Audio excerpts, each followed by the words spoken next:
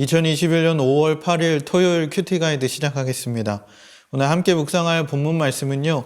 시편 95편 1절에서 11절의 말씀입니다. 오늘 제목은 창조주 하나님께 돌려야 할 마땅한 감사라는 제목으로 우리 함께 살펴보겠습니다. 우리 하나님은요. 천지 만물의 창조주시고 주관자이신데 우리 하나님을 찬양하는 이 본시는 익명의 저자가 쓴 것으로 알고 있고요. 구약시대 당시 성전 예배 때에 사용된 감사 예배시다라는 기록이 있습니다. 본시는요, 전 후반부로 크게 두 부분으로 나눌 수 있습니다.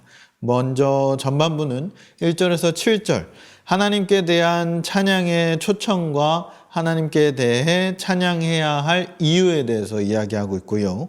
후반부는 8절에서 11절, 과거에 하나님께 순종치 않았던 출애굽 1세대들의 비극적인 결말에 대한 그런 역사적 회고를 통해서 조상들의 반역하여 당했던 그런 일들을 거울로 삼을 것을 교훈하고 있습니다. 결국에 오늘 이 시편은 우리에게 온 세상 만민들로부터 마땅히 찬양받으실 분은 유일한 참 신이신 만물의 창조자시고 구원자시고 주관자 되시는 우리 하나님 한 분뿐임을 이야기하고 있고요. 또한 우리가 하나님을 경외하는 자가 기본적으로 지녀야 할 자세가 어떤 것인지를 오늘 본문은 우리에게 이야기하고 있습니다. 내용 관찰 함께 살펴보겠습니다. 첫 번째로요. 시인은 누구를 찬양과 감사함으로 노래를 부르자고 건면합니까? 라고 이야기합니다. 1절에서 2절까지 해서 기록을 하고 있습니다. 오라 우리가 여호와께 노래하며 우리 구원의 반석을 향하여 즐거이 외치자. 우리가 감사함으로 그 앞에 나아가며 시를 지어 즐거이 그를 노래하자. 아멘. 먼저 여호와께 노래하자고 하면서요, 시인은 청중들을 향해서 이렇게 이야기합니다. 오라 그 앞에 나아가며. 이 얘기는요, 하나님을 예배하는 또한 찬양하는 자리로 나아오라는 이야기입니다. 그리고 이어서 우리 구원의 반석을 향하여 즐거이 외치자라고 이야기하고 있습니다. 구원의 반석이라는 표현을 통해서요, 하나님은 자신의 택한 백성을 어떤 상황 속에서도 모든 환난 속에서도 피난처가 되시고 모든 공격의 위험에서부터 보호하심으로써 이 구원의 효력이 변치 않게끔 하시는 하나님임을 강조하고 있습니다. 우리 사랑하는 성도 여러분, 우리 하나님께서요, 찬양하기 위해서 먼저 우리가 하나님의 예배 자리로 나아가야 할 줄 믿습니다. 하나님을 찬양하는 그런 백성들의 모임에 참여하는 모든 성도들이요, 함께 찬양하고 예배 드리는 것이 바로 하나님께 나아가는 일이라는 거예요. 성경은요, 항상 이렇게 기록합니다. 그의 백성들이 함께 모여서 하나님을 예배하고 찬양해라. 우리 또한 그렇게 살아가야 할 줄 믿습니다. 두 번째 질문입니다. 여호와께 경배드려야 하는 이유에 대해서 무엇이라고 합니까? 3절에서 6절까지 기록을 하고 있습니다. 첫째는요, 여호와는 모든 신보다 크신 왕이기 때문에 우리가 경배해야 한다라고 기록하고 있는데요. 3절에 여호와는 크신 하나님이시요 모든 신들보다 크신 왕이시기 때문이로다. 여기서 모든 신, 이것은 하나님을 알지 못하는 자들이 섬기는 헛된 우상들을 총칭하는 그런 말인데요. 그런 것들은 모두 거짓신이고 아무것도 아니다. 오직 창조주 하나님이신 우리 하나님만이 참 신이시고 모든 신들보다 큰 왕이다 라고 기록을 하고 있습니다. 그렇기 때문에 우리가 여호와께 경배해야 한다. 둘째로요, 세상의 모든 것들은 이 창조주 하나님께서 만드신 것이기 때문에 우리가 경배해야 한다라고 이야기합니다. 4절, 5절입니다. 땅의 깊은 곳이 그의 손 안에 있으며 산들의 높은 곳도 그의 것이로다. 바다도 그의 것이라 그가 만드셨고 육지도 그의 손으로 지으셨도다. 이것이 우리가 하나님을 경배해야 하는 두 번째 이유입니다.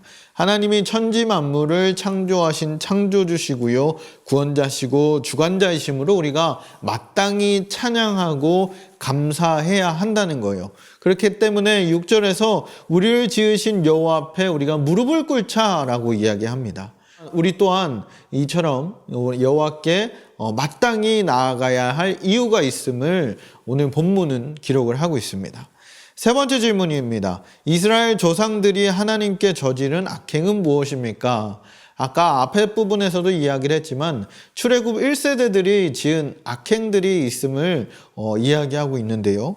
어떤 악행들을 저질렀냐? 첫째는요, 마사, 무리바에서 하나님을 원망하고 불평했다 이야기예요. 하나님께서 이스라엘 백성들을 큰 기적으로 출애굽하게 하셨으나 이스라엘 백성들은요, 늘 이 광야에 물이 없다는 것을 불평불만을 하게 됩니다. 이스라엘 백성들이요, 모세를 원망하기 시작하고요, 이 모세가 부르짖어서 기도하니 하나님께서는요, 이 모세에게 지팡이를 들어서 반석을 치라 이야기하면서 그들이 이야기하는 것이 여호와께서 우리 중에 계신가 계시지 않은가 시험하였으므로까지 이야기합니다. 모세는요, 그곳 이름을 마사 또는 무리바라고 부르면서 그때의 일들을 하나님은 기억하고 계시다는 거예요. 둘째로요, 가데스바네아에서의 그 불순종이 이 하나님의 진노를 불러일으키게 됩니다. 각 지파별로 한 명씩 12명의 정탐꾼을 뽑아서 이 가나안 땅으로 보냅니다. 여호수아와 갈렙을 제외한 그 10명의 정탐꾼은 하나님의 뜻과 반대되는 보고를 하게 되고요. 이것들을 들은 이스라엘 백성은 하나님을 원망하고 이 모세를 원망합니다. 가나안 땅으로 들어가려고 했던 그런 하나님의 명령을 거부하고 모세를 죽인 후에 애굽 땅으로 돌아가려고 하는 그런 행동들을 보이게 되는데요. 우리 사랑하는 성도 여러분, 이스라엘 조상들처럼요, 하나님을 원망하고 불평하고 불순종하는 일이 우리 일상생활 또한 우리 신앙생활에서도 되풀이 되지 않길 소망합니다. 하나님은 그것들을 바라고 있습니다. 오늘 본시를 통해서요, 이 이스라엘 백성인들이 원망했던 것들을 거울 삼아 우리는 그렇게 하지 않아야 된다라고 이야기하시는 거예요. 그럼 연구와 묵상을 보겠습니다. 우상을 섬기며 하나님께 대한 완악한 마음을 갖는 자들이 받게 되는 형벌과 하나님께서 그 일에 대해서 강조하시는 이유에 대해서 묵상해 봅시다 라고 이야기합니다. 하나님께 대하여 그런 완악한 마음을 갖는 자들의 그 형벌은 어떤 형벌을 받게 될까요? 하나님의 안식에 들어가지 못하게 된다는 형벌을 받았습니다. 시인은요, 과거 이스라엘 백성들이 광야 40년 동안 마사와 무리바에서 했던 것처럼 하나님 앞에서 고집을 부리면서요, 이 하나님의 안식, 그 천국에 들어가지 못할 것이다 라는 것을 경고를 합니다. 안식이란 이 가나안 땅에서 우리가 누릴 안식을 뜻하지만요, 성도들은, 우리 그리스도인들은 장차 가나안인 천국에서 누릴 영원한 안식을 예표하는 것인데요, 우리가 만약 그런 완악한 마음을 품고 불평과 불만을 가졌을 때에 우리가 그런 천국에서 누릴 영원한 안식이 우리에게 없을 것이다 라고 경고를 합니다. 하나님께서 이 진노하심에 따라서 40년 동안 이 광야 생활을 더 했던 것처럼 우리 또한 이것들을 확실하게 알아야 할 줄 믿습니다. 그럼 우리는 삶의 적용을 어떻게 할 수 있을까요? 우리가 마땅히 감사해야 할 자들임에도 불구하고요, 우리가 예배 자리에 나와서 예배를 드리지만 우리 가운데에 마음의 평안이 없음을 보게 됩니다. 왜 그럴까요? 우리가 하나님이 누구시며 우리를 위해서 행하신 일이 무엇인지 배우지 못했기 때문이다 라고 이야기합니다. 하나님께서 나를 위해서, 나를 구원하시기 위해서 행하신 일들을 우리가 안다면 당연히 감사의 마음을 품어야 하지만 우리가 그분이 어떤 분인지, 어떤 일을 행하였는지를 알지 못하기 때문에 우리가 마음으로 찬양할 수 없었다는 거예요. 또한 이어서요, 감사한 마음으로 예배에 나오고 즐거운 마음으로 힘을 다하여 그 찬양하면서 예배를 드리지 못했기 때문이에요. 불평하는 자로 살아갔고요, 감사하는 마음 대신 그냥 매너리즘에 빠져 그렇게 예배할 때가 너무나 많음을 우리가 고백해야 합니다.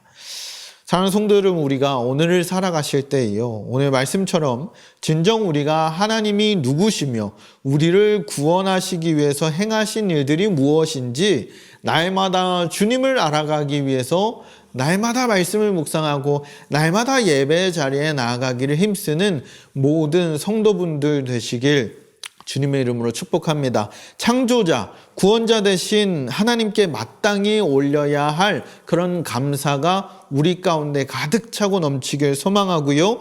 또한 우리가 이제 주일날 예배를 또한 드릴 때에 그런 예배가 또한 우리 삶까지 이어질 수 있도록 기도하시고 불평보다는 감사하는 마음을 품고 살아가는 우리 맑은샘 광천교회 모든 성도분들 되시길 주님의 이름으로 축복합니다.